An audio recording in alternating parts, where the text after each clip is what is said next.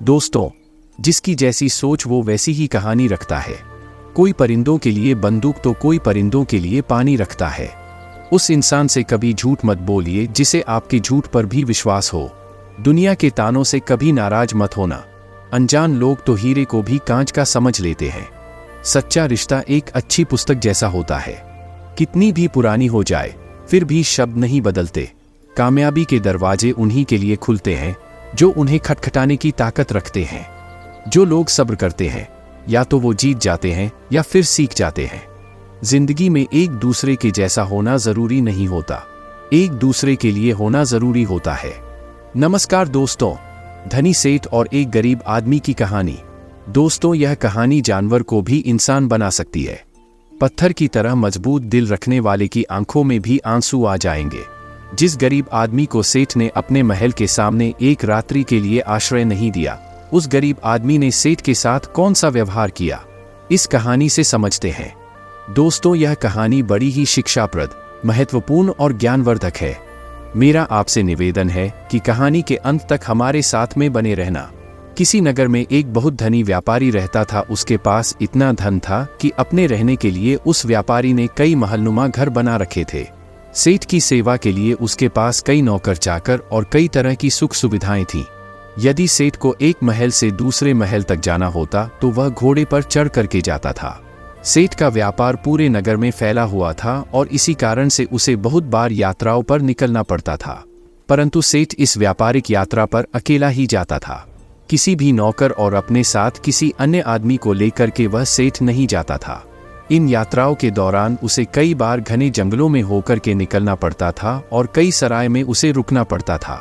सेठ को अपने किसी भी नौकर पर विश्वास नहीं था, इसलिए हमेशा वह सेठ अकेला ही यात्रा करने के लिए निकलता था। इसी तरह सेठ के दिन बीत रहे थे। एक बार की बात है, रात के समय वह सेठ अपने महल से सामने एक दिन टहल रहा था कि उसके सामने से एक बूढ़ा व्यक्ति आता हुआ दिखाई दिया। उस बूढ़े व्यक्ति के कपड़े बहुत ही फटे पुराने थे। सिर पर वह गठरी को लादे हुए थे। जैसे ही उसने सेठ को देखा, उस बूढ़े आदमी ने जो गठरी उसके सर पर रखी हुई थी उसे उठाकर के नीचे रख दिया और सेठ को प्रणाम करते हुए कहने लगा, श्रीमान जी, मैं बहुत दूर से आया हूँ और मैं बहुत थक गया हूँ। यदि आप आज्ञा दें तो यहाँ रात काट लो। उस बूढ़े व्यक्ति की बात को सुनकर के सेठ ने कहा, यह मेरा महल है, कोई धर्मशाला नहीं है। बूढ़ा व्यक्ति कहने लगा कि मैं केवल आपकी घुड़साल के बाहर ही पड़ा रहूंगा और सुबह होते ही यहाँ से मैं चला जाऊंगा। सेठ ने कहा, परंतु यहाँ तुम्हारी देखभाल कौन करेगा? उस बूढ़े व्यक्ति ने कहा कि मुझे किसी भी चीज की कोई आवश्यकता नहीं है, इसलिए देखभाल की कोई जरूरत नहीं है। सेठ ने कहा कि हमें क्या मालूम है कि तुम कौन हो? एक आदमी हमें रात भर के लिए तुम्हारी रखवाली के लिए यहाँ पर लगाना पड़ेगा। उस बूढ़े व्यक्ति ने कहा कि क्यों महाराज, ऐसा क्यों करना पड़ेगा आपको? सेठ ने कहा कि वह इसलिए करना पड़ेगा कि रात को तुम कोई वस्तु उठाकर के यहाँ से निकल जाओ। इस पर राम राम कहते हुए उस बूढ़े व्यक्ति ने अपने कानों को हाथ लगाया और सेठ को नमस्कार करते हुए अपने सिर पर उस गठरी को फिर से लाद लिया और वहां से चलने लगा। रात अंधेरी थी, आकाश में घने बादल छाए हुए थे, कभी कभी कुछ बूंदें भी होने लगती थीं। आंधी आने का डर था। वह बूढ़ा व्यक्ति बुरी तरह से थक चुका था। उसके हाथ पैर काम नहीं कर रहे थे। उसका चलना फिरना कठिन था।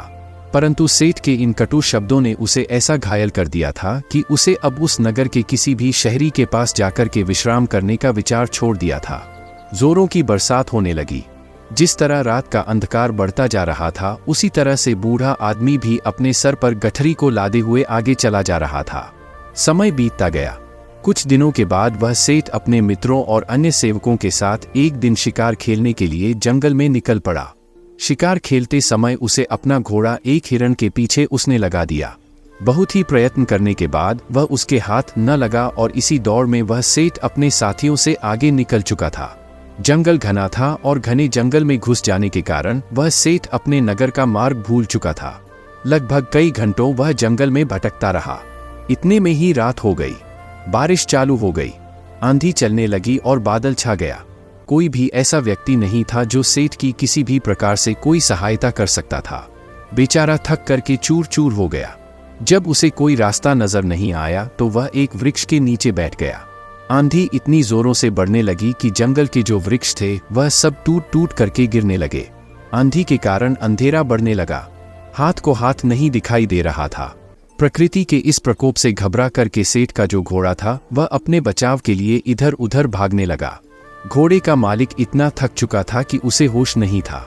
थोड़ी देर के बाद आंधी जब कुछ कम पर थोड़ी थोड़ी बरसात होने से चारों ओर जो फैली हुई धूल थी वह बैठ चुकी थी। आकाश को साफ हो गया था।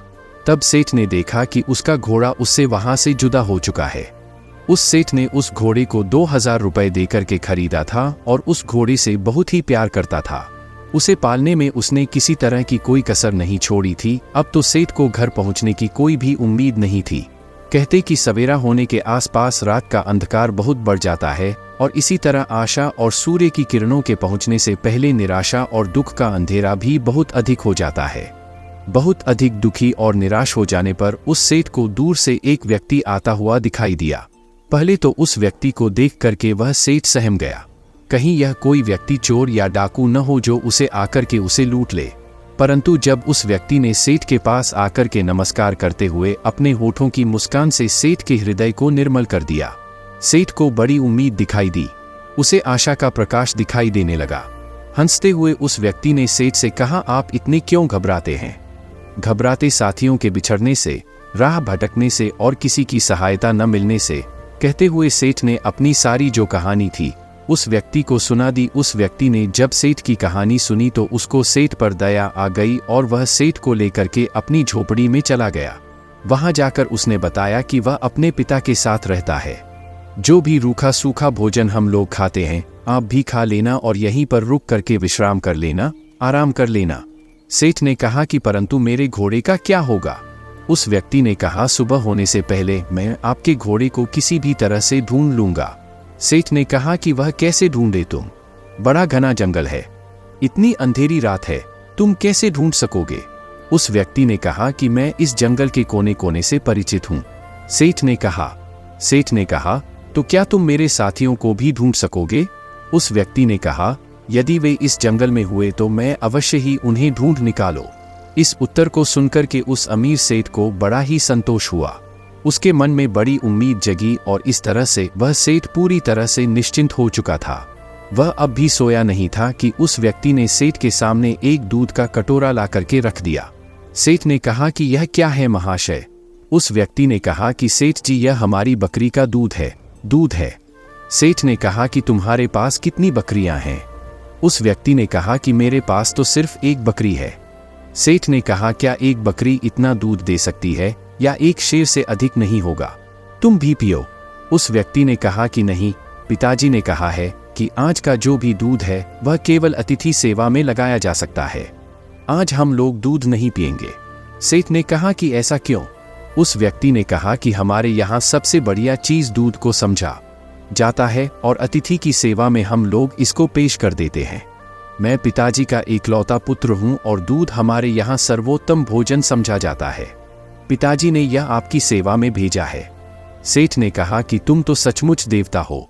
सेठ की बात को सुनकर के वह व्यक्ति कहने लगा, नहीं सेठ जी, देवता तो बहुत दूर की चीज है, हम तो पूरी मानवता को भी नहीं अपना सके। उसकी बात को सुनकर के सेठ ने कहा, नहीं भैया, मानवता तो आप में कूट कूट कर भरी हुई है। इस तरह बातें करते करते वह सेठ हो गया। अपने अतिथि की सच्ची सेवा करने वाला वह व्यक्ति चुपके से उठा और हाथ में मसाल लिया और अपने अतिथि के घोड़े को ढूंढने के लिए वहां से वह चल दिया। ढूंढते ढूंढते वह सुबह के समय के आसपास ढूंढा। बहुत ढूंढने के बाद आखिर उसे घोड़ा मिल गया। वह अपने अतिथि का घोड़ा ला करके अपनी झोपड़ी पर लौट आया। जब उसकी माँ ने देखा कि अतिथि का घोड़ा मिल गया है तो वह उठ करके घोड़े के लिए चारा डालने लगी। वह जानती थी कि घोड़ा जंगल से घास चर करके आया होगा, परंतु फिर भी उसने अतिथि के घोड़े की सेवा करना अपना परम कर्तव्य समझा। घोड़े को यदि सहारा न मिलता तो शायद अतिथि सेवा अधूरी समझी जाती। सुबह के समय जब वह अमीर सेठ करके जगा तो उसने देखा कि उसका जो घोड़ा है वह सारा खा रहा था और अतिथि सेवक वह व्यक्ति उसके सामने हाथ जोड़े हुए कह रहा था, आज ईश्वर ने हमारी लाज रख ली। उसको सुनकर के सेठ ने पूछा कि कैसे? उस व्यक्ति ने कहा, सेठ जी, आपका घोड़ा सकुशल मिल गया। यदि वह सामने की ओर निकल जाता तो शायद बाघ उसे अपना शिकार बना लेता। इतना सुनकर कि उस सेठ ने उस व्यक्ति को बहुत सा धन्यवाद दिया। इस समय उसे व्यक्ति की वृद्ध माता ने अतिथि के लिए दूध का कटोरा भर करके भेज दिया। दूध पी लेने के बाद सेठ घर लौटने की इच्छा प्रकट करते हुए कहा, मैं तुम्हारे पिताजी से मिलना चाहता हूँ। वह नवयुवक अपने पिता को बुलाने के लिए गया। उसके पिता बिस्तर पर लेटे हुए आराम कर रहे थे। उस युवक ने पहुंच करके कहा कि पिताजी जो अतिथि महाशय हैं वह आपको याद कर रहे हैं। उस पिताजी ने पूछा कि किस लिए? पुत्र ने कहा कि वे जानना चाहते हैं। पिता ने कहा उनसे कहो कि कुछ दिन और ठहरे। पुत्र ने कहा कि मैंने कहा था परंतु वह नहीं मानते। पिता ने कहा अच्छा तो उन्हें उनके घर तक छोड़ कर कराओ। पुत्र ने कहा जाने से पहले वह आपके दर्शन करना चाहते हैं। पिता ने कहा बेटा अच्छा तो यही होगा कि मैं उनसे न मिलो। पिता की इस तरह की बात को सुनकर के पुत्र को कुछ आश्चर्य हुआ। उसने अपने पिता के सामने मुख से कभी कोई शब्द नहीं कहा था। आज वह पिता को इस प्रकार देखने लगा मानो उसकी आंखों में शब्द कोई लिखा हो। पिता ने पुत्र के प्रश्न को पढ़ लिया और उसे धीरे से समझाता हुआ कहने लगा, बेटे तुम शायद यही पूछना चाहते हो कि मैं अतिथि से इस प्रकार दूर रहकर उसका निरादर क्यों कर रहा हूँ। असल में मेरी इस बात में भी अतिथि का सत्कार का भाव ही भरा हुआ है। पुत्र ने पिता की बात को सुनकर कहा, मैं इस अनादर में आदर की भावना को समझ नहीं सका पिताजी। पिता ने कहा समझाओ भी कैसे? ऐसी कौन सी कठिन बात है जो मुझे न समझ सके? पिता ने कहा यह एक व्यर्थ घटना है जिसके बारे में बताना नहीं चाहता। पुत्र ने कहा कि अच्छा तो अतिथि महोदय से आपके बारे में क्या कहूँ? पिता ने कहा कि यही कि पिताजी बूढ़े हैं और रोगी भी हैं। वह बिस्तर से उठकर चलने फिरने में असमर्थ हैं, इसलिए उनका बाहर आना कठिन है। पुत्र ने अपने पिता का जो संदेश था वह जाकर के उस सेठ को सुना दिया। इस बात को सुनकर सेठ कहने लगा, इस पवित्र स्थान पर आकर के मैं ऐसे महात्मा को देखे बिना यहाँ से कैसे वापस चला जाऊं जिसके घर में भूले भटके को मार्ग दिखाया जाता है, जहाँ अतिथि की सेवा की जाती है, जी जान लगा करके की जाती है, जहाँ अजनबी अतिथि के घोड़े को ढूंढने के लिए घर वाले अपनी जान की बाजी लगा देते हैं, और जहाँ जो घर की गृहिणी है वह अपना खान पान उठा करके अतिथि के घोड़े की पेट भरने के लिए तैयार करती है। तुम्हारे पिता को देखकर ही मेरा जीवन सफल हो सकता है। सेठ का संदेश पुत्र ने पिता तक पहुंचा दिया। अब बूढ़ा क्या करता? उसे सेठ के सामने आना ही पड़ा। सेठ ने देखते ही पहचान लिया कि यह तो वही बूढ़ा है जो कुछ दिन पहले उनके महल के सामने सर पर गठरी उठाए हुए आया था। एक रात के लिए उसने आश्रय मांगा था और सेठ ने उसे चोर तक कह दिया था। कितनी दानव थी उसके दुर्व्यवहार में इस वृद्ध के पुत्र ने अपनी मानवता का परिचय देकर के उस सेठ के हृदय को बिल्कुल बदल दिया था।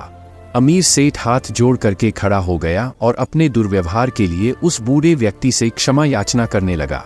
बूढ़े व्यक्ति ने कहा, आपकी ओर से क्षमा याचना का प्रश्न ही पैदा नहीं होता है, क्योंकि मैं बाहर आकर के आपको उस पुरानी घटना की याद नहीं दिलाना चाहता था।